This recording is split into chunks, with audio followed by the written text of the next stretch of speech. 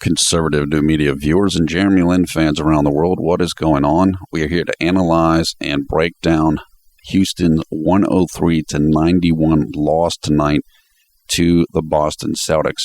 Now, before I talk about the game, I just want to go over a couple things quickly for myself and CNM. Now, as you guys know, the last two videos I put up, I told you I fell asleep while the video was rendering. And I'm sorry about that. Both of those videos were a little bit late in coming. Now, I've told you guys, I think recently, that I have a bit of a sinus infection right now. Just been sick for about 4 weeks with this. Anybody that's ever had a sinus infection will tell you that it makes you incredibly tired. So this is why I've been falling asleep while the videos are rendering. And it's also why I haven't had the opportunity to participate a lot in the comments, particularly in the last video against New Orleans. Sorry about that. I love to come into the comments and talk with everybody, but I might not be able to do that as much until I can shake this sickness. I'm going to go get some medicine next week, and hopefully that'll kind of take care of this, and I can just kind of get my energy back. What I want to do is, what I'll try to do is, in the next few days, I'll just try to make a video going over some of the comments and questions that were put in, particularly the New Orleans video. There's a lot of good stuff. I know that Miss Proof That God Exists was asking me stuff about Bleacher Report. Somebody was talking about, I can't remember his name, sorry about that. Somebody was talking about how Jeremy Lin dribbles, and that might be a flaw with the way he's using his wrist and stuff and dribbling. There were a lot of good comments, and I want to go over them. Just going to have to kind of do it little piece by piece, just as my energy level permits right now. But I will try to do that, and I just wanted to let you guys know what the update is. Now let's get back to the game. Boston has won 5 games in a row after this one tonight. Houston has now lost 2 games in a row. Both of them came on the road, and Houston is now 21-16 on the season. Houston started strong in this game. Very strong. What ended up happening was Boston's bench completely outplayed Houston's bench, and that was the main difference in this game. Boston's bench outscored Houston's bench by 15 points, and the difference in the game was 12 points. So that gives you a pretty good idea of what happened here.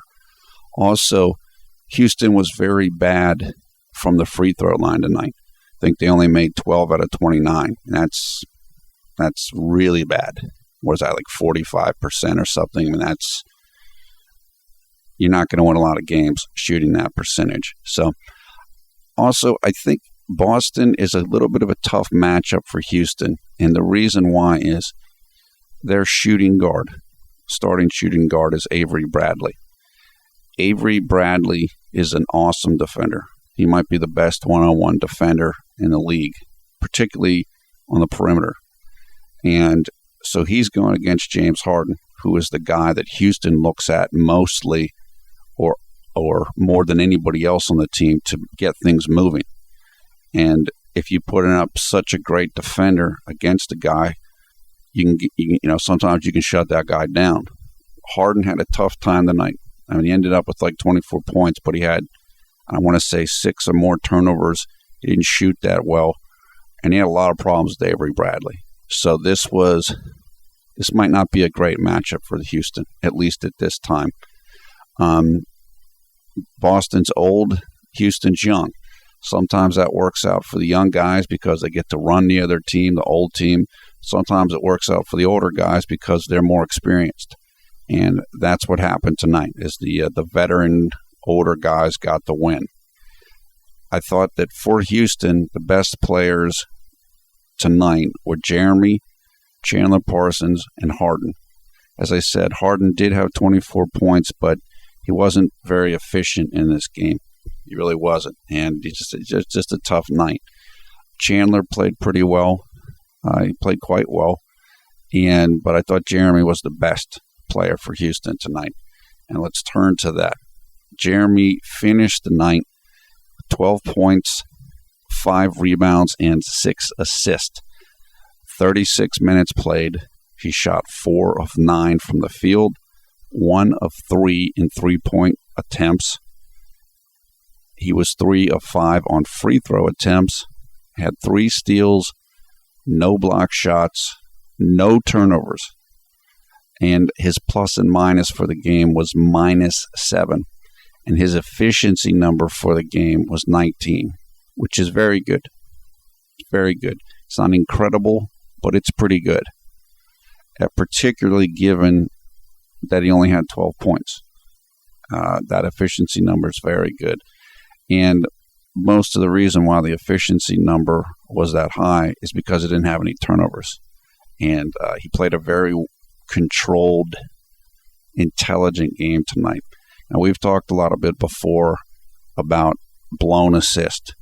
I counted in this game that Jeremy had at least 9 blown assists. Now, again, for those that don't know what that means that passes that Jeremy gave to other guys on the team for a shot, and they missed a shot. They missed a shot, or when they were going for the shot, they were fouled.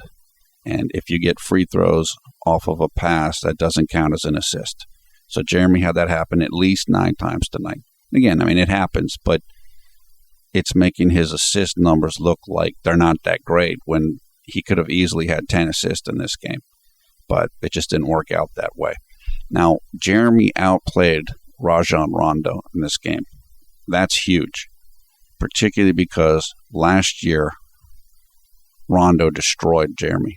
Now, these two teams played earlier this year, and Jeremy played well, played very well.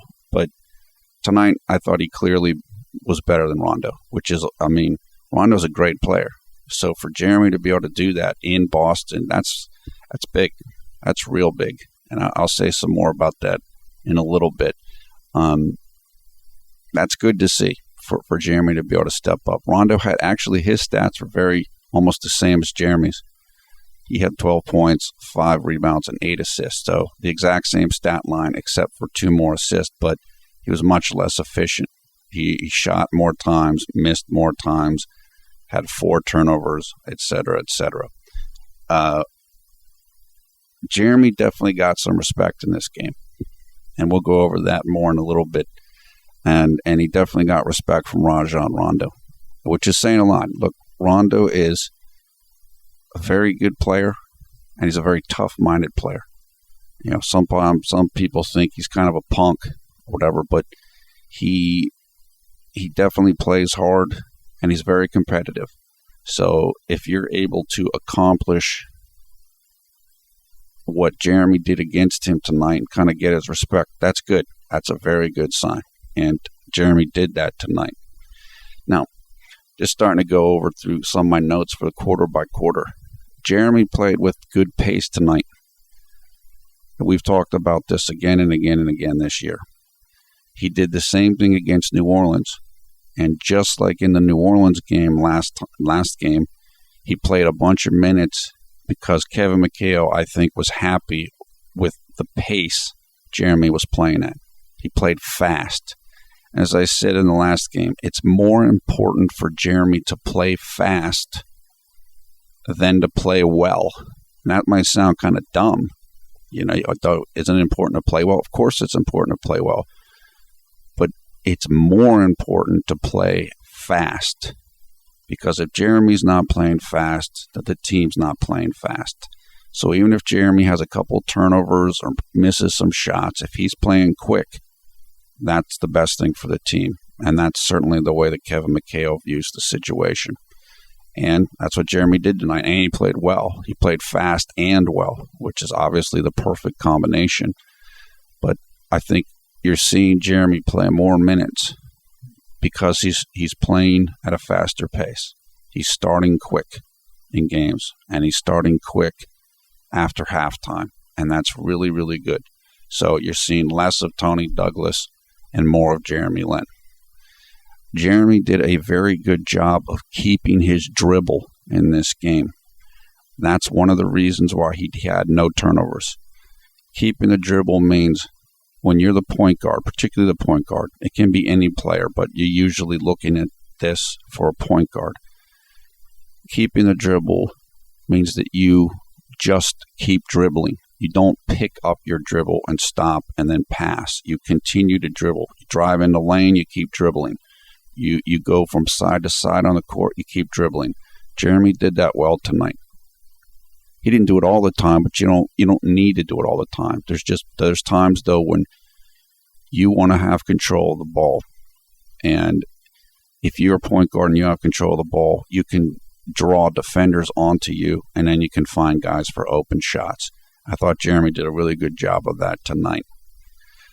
Another thing that Jeremy did well tonight was he drew fouls well.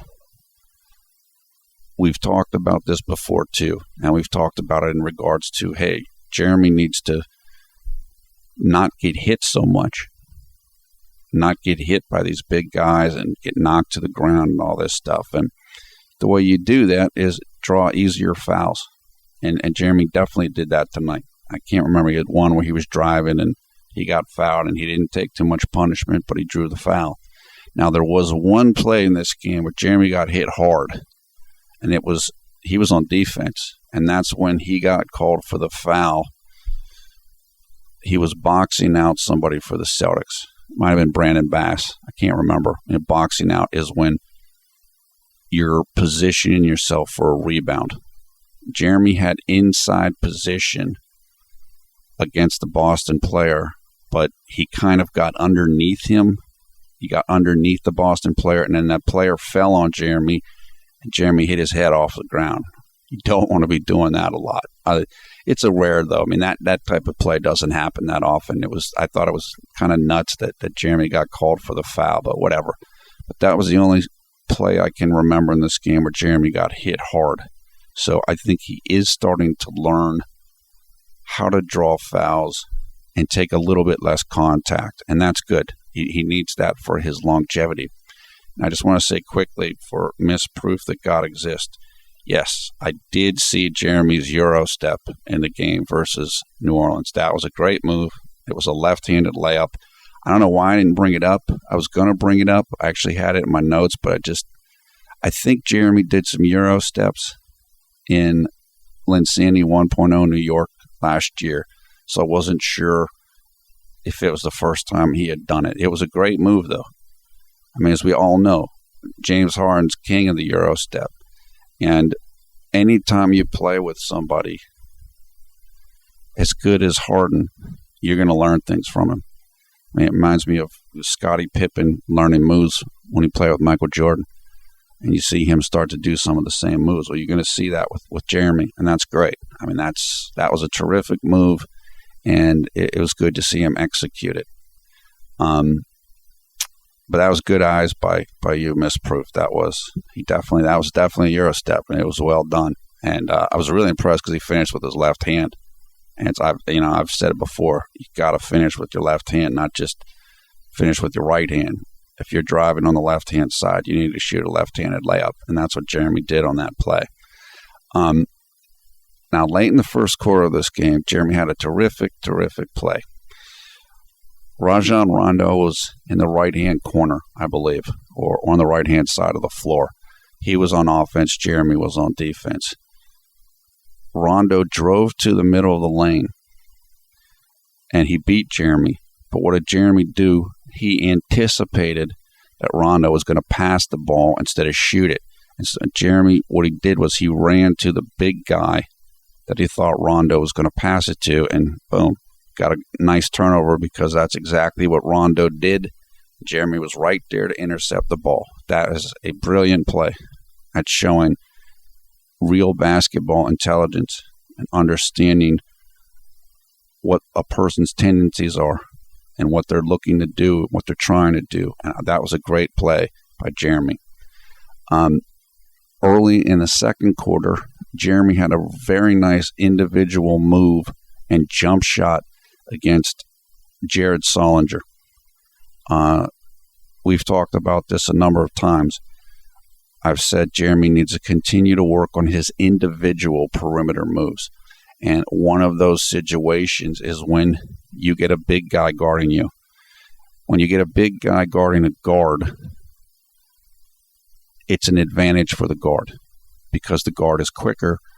The guard should be able to take the big guy off of the dribble, meaning he should be able to get around him and get to the hoop. So big guys know that, which means what the big guy will do to compensate for that, to try to prevent that from happening, is they'll play further away from you.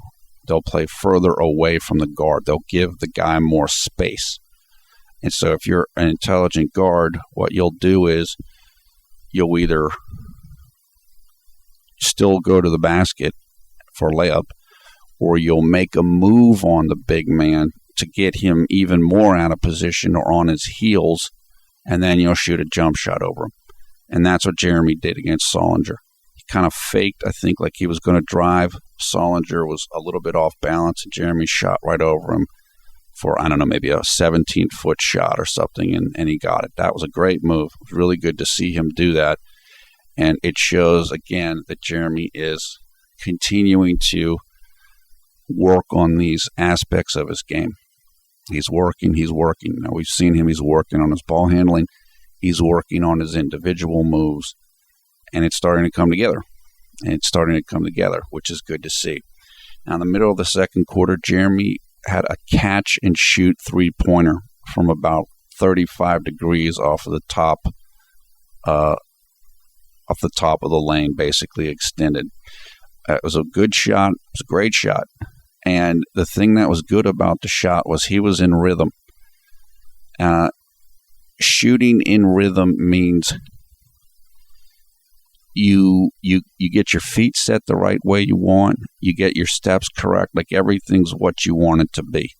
There's kind of a nice flow to your shot. Jeremy caught the ball, got his feet set, got his shoulders squared, and drilled it. And that was really good to see. And it also shows that Jeremy has confidence in his shot. He had good confidence in this game on all aspects of his game. I thought early in this game, Jeremy was the only person on Houston playing well, including Beard, including everybody. Even though Jeremy's stats weren't blowing up, you could see that he had good flow tonight. He was feeling good. He was feeling good, physically. He was feeling good about his game, and that was good. Now, Boston was, at different times during the game, they were double-teaming Jeremy. They weren't doing it consistently. They would just pick and choose times to do it. The strategy, the defensive strategy in that is you want to make the offense be guessing. Don't do it every single time, because then the offense will adjust to it. Just pick different times to do it, and then you'll probably have more of a disruption against the offense and the player. And it worked pretty well against Jeremy. I mean, it didn't work great. We didn't turn the ball over, but it slowed down Houston. So it was a good strategy by Boston. It was a smart strategy. Now, late in the second quarter, Jeremy had his second great play of this game. We've seen this before, and I've talked about it a number of different times before. I think Jeremy got the rebound off of a Boston miss, or someone got the rebound and handed him the ball. Jeremy took like one or two steps away from the basket and threw like a 70-foot pass to James Harden, who was running down the court. He caught the ball right in for a layup. It was just, and Harden was in a little bit of traffic. Like I said, it's extremely difficult to make those kind of passes. And Jeremy does it routinely. He does it pretty much every single game. And he very rarely are they turnovers. So, I mean, that's just, it's just impressive, as we've talked about before. It is not easy to do that. I mean, you'll see other guys. I've seen guys on Houston, they'll try to imitate it, and it's a turnover. It's not a simple thing to do. And that Jeremy is so good at it, it's just exceptional. I mean, it's really it's a weapon. I mean, it's an offensive weapon, and Houston's using it, and Jeremy showed it again tonight. Also late in the second quarter, Jeremy had a nice driving layup against Rondo in transition, and he got the layup and the foul. That was a good move. Jeremy was really working to get out in transition. Again, he was playing fast, and he was attacking on offense in transition, which is an important thing for him because he is so fast. And there's a lot of opportunities there for points in transition if you are a quick player and if you attack. And Jeremy was doing that tonight. Now, in the third quarter of this game, Boston was up by a pretty good amount. They were up by 14 points pretty early in the quarter, so they were in control of the game. I thought that around that period of time, Rondo was really trying to go at Jeremy, trying to get some offense against Jeremy, shoot on him, take him to the basket. You saw Boston was setting a number of picks against Jeremy, and the one that was just, to me, an absurd call where Kevin Garnett set a screen on Jeremy. Jeremy's trying to fight through it, and they called a foul on Jeremy, which I think they reversed later. But I thought Boston was really making a push to go at Jeremy, to try to get him, rattle him. But it didn't work. And that's a very good thing to see. Look, everybody that watched Jeremy last year when he was in insanity with the Knicks, you saw what happened in that Miami game. Miami was just determined they were going to make Jeremy look bad, and they went all out against him. I'm not saying Boston did that here in the third quarter, but they were definitely trying to go at him, and Jeremy handled it well. Think about the way he handled it tonight again versus how he handled it in the Miami game. And that's what's so important. This is why I tell you guys that it's so important for Jeremy to learn different skills, to have a complete game, to learn how to play faster, to learn how to play in a different type of offense. Because then when teams try to do this against him, they're not going to be able to do it. And that's what happened tonight. Jeremy wasn't rattled. He wasn't shaken up. He didn't lose his confidence. He didn't turn the ball over. And that's really important to see. It's really important to see. And I can assure you that Rondo and the Celtics will have a lot of respect for that. Because they're going to think, look, man, we tried to go at this guy and it didn't faze him. It's almost like, in any sport. I mean, baseball, American football. In American football, if you have a quarterback, say a rookie quarterback,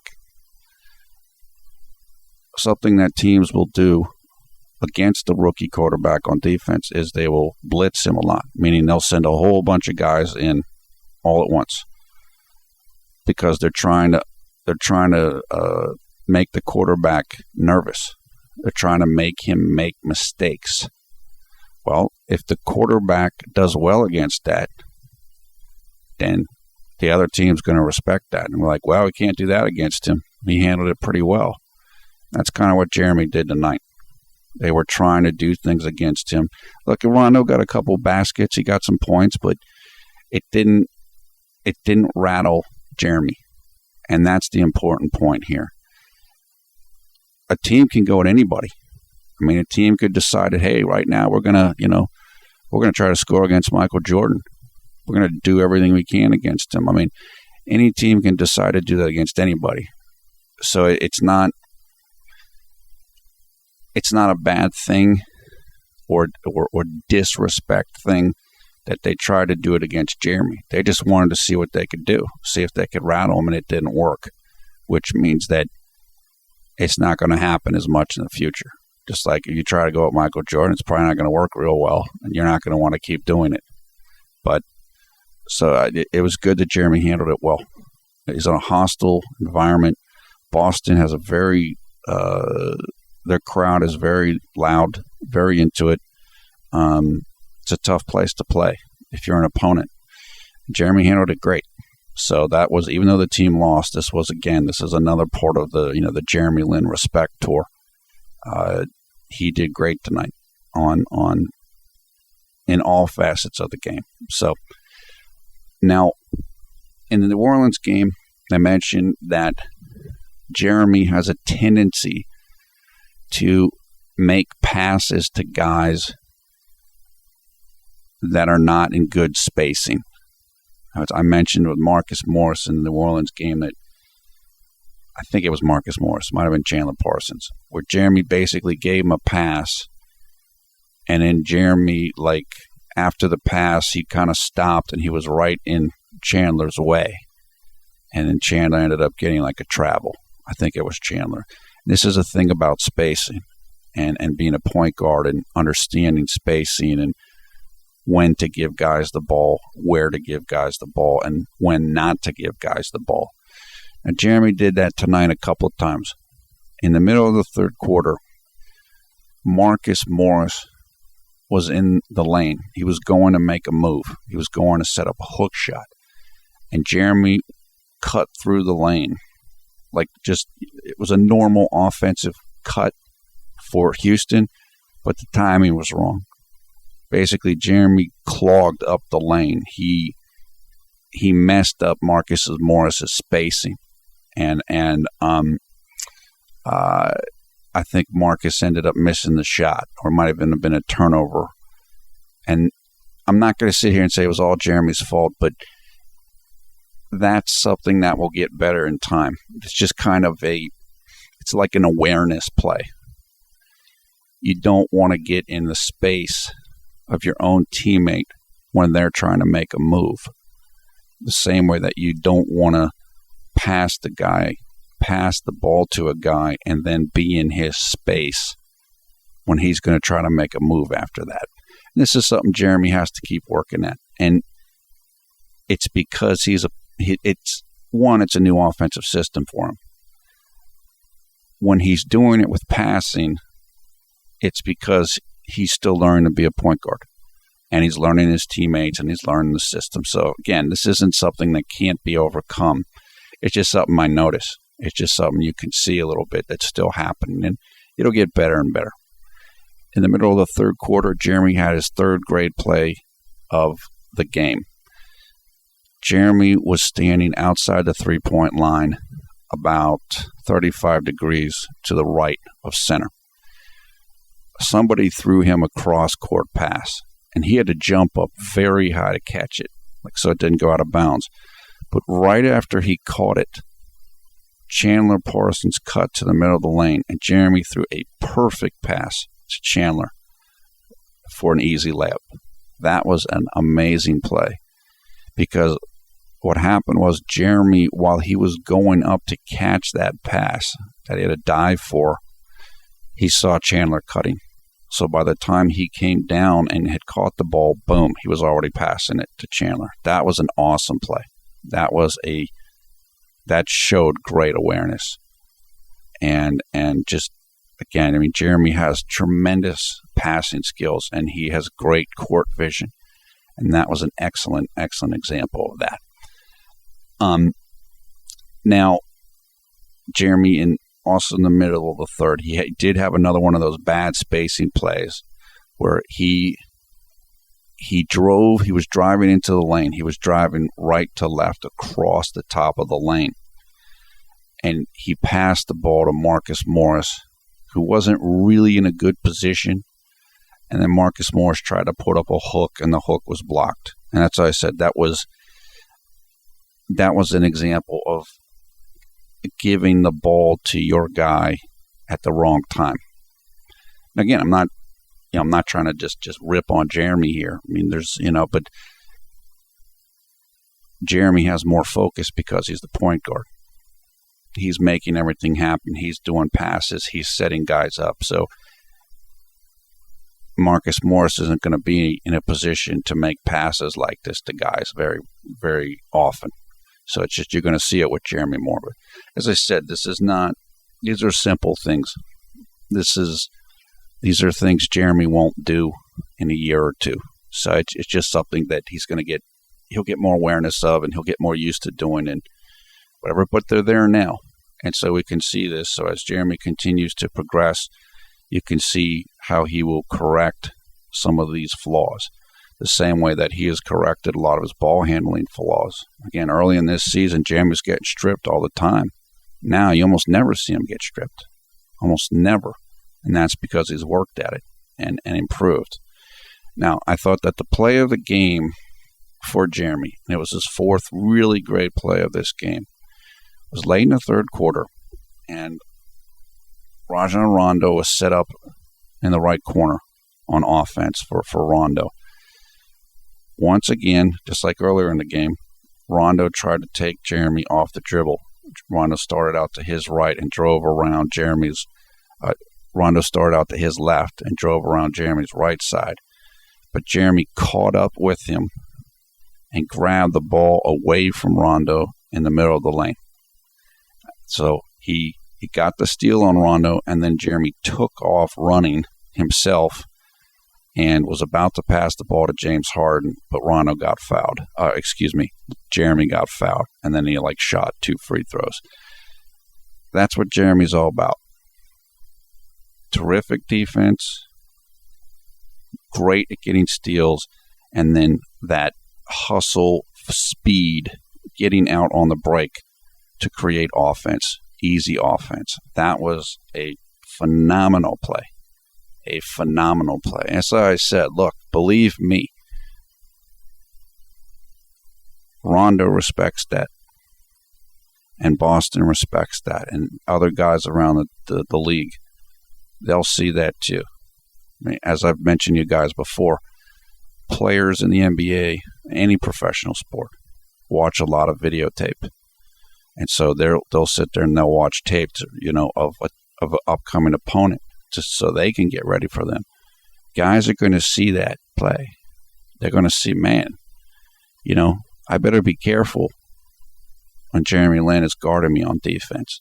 And that's why I've told you guys before, whether it's General Grievous, Russell Westbrook, or any of these guys, it's not easy to go against Jeremy on defense. So if you want to put points up against him, you better run him off screens, and you better try to put points up against Tony Douglas or whoever comes in, and then people will think that you scored against Jeremy, because you're going to end up with plays like this, like that steal. And just got to give credit to Jeremy. He's very good at that. And, he has his weaknesses as a defender, but he anticipates things well. He is great at getting steals. Early in the fourth quarter, Houston made a run. They got this thing down to about a 2-point deficit. Jeremy was sitting on the bench, and it went into midway through the fourth quarter. But also in the middle, right when Jeremy came back into the game, this is the middle of the fourth, Rondo beat Jeremy off the drive again, and he had a wide open path to a layup, but he wouldn't shoot it. The reason why he wouldn't shoot it is because of what you saw with Jeremy and Derrick Rose last year, where Jeremy blocked Derrick Rose from behind. And everybody saw that in the poster and all that stuff. That's respect. Rondo was afraid to shoot that ball, even though he had a wide open look. He didn't want to shoot it because he was afraid he was going to get blocked by Jeremy. And that's what I'm talking about. That's the respect tour. I mean, Houston has now played 21 out of the 29 teams in the league. Jeremy's, there's 8 more teams to play. He's played just about everybody. There's not a lot more to do now for him. He doesn't have to. He needs to keep proving himself just because he wants to improve and he wants to, make a push for the All-Star team and stuff. But as I've said before, he's well over the hump. There is no going back. He's not going to be exposed someday, or people are going to find a bunch of flaws. No, everything's already out there. He's past the point of no return, and it's great. As I said, okay, he'll play these 8 other teams he hasn't played yet, and I'm sure some guys will test him some, but we're pretty much through that now. That is pretty much over, and that's Jeremy's credit. He was struggling like crazy at the beginning of this year. Everybody was trying to take runs at him, but now things have been pretty much corrected, and I think he'll get treated like most of the other players in the league, and just hey, leave me alone. Just let me play my game. and that's it. So that's very good to see. And at the end of this game, saw Rondo was just about to leave the court, but then he went back and kind of shook hands with Jeremy and stuff, and that was good. That was good to see, and that's again shows respect. Rondo respects Jeremy, and he respected him before. I know I did a video over this past summer where Rondo was over in Hong Kong, and he was talking about Jeremy, and he's like, look, Jeremy seized his opportunity, seized his moment. So he already respected him, but I'm sure he's learning to respect his game more from playing him. So that's very good to see.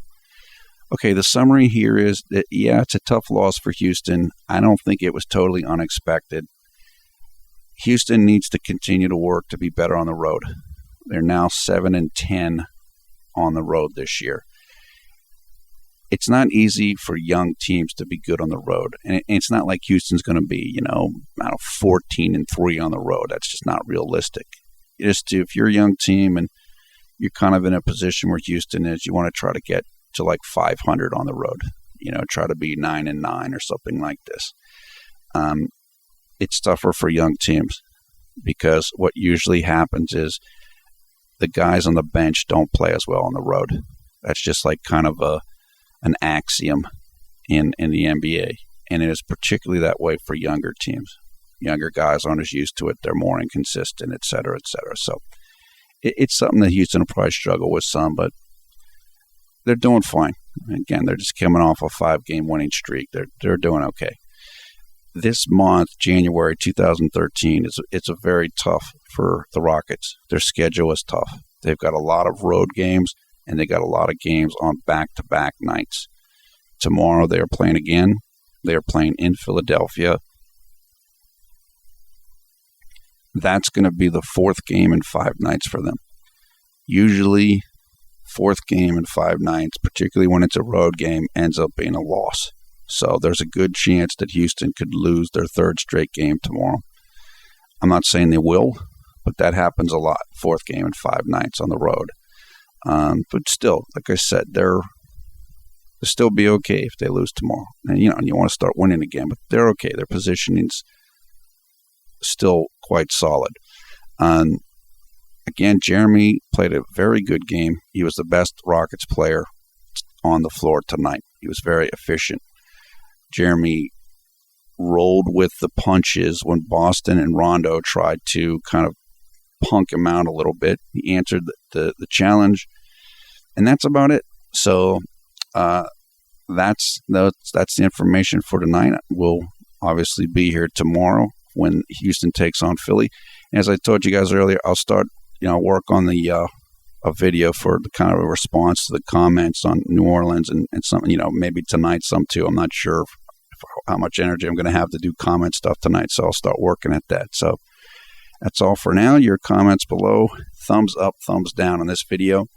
We will provide full information on video highlights and box score for this game in the video description below the video player. We'll also put information about how you can sign up for the Conservative New Media Facebook group, which has over 2,000 members and is growing all the time. I am Paul at Villarreal, the NBA expert. Thanks a lot for watching Conservative New Media. We strive to be the #1 Jeremy Lin YouTube fan channel. Hope everybody's doing well out there, and have a great night, a great day, wherever you are when you watch this. Take care.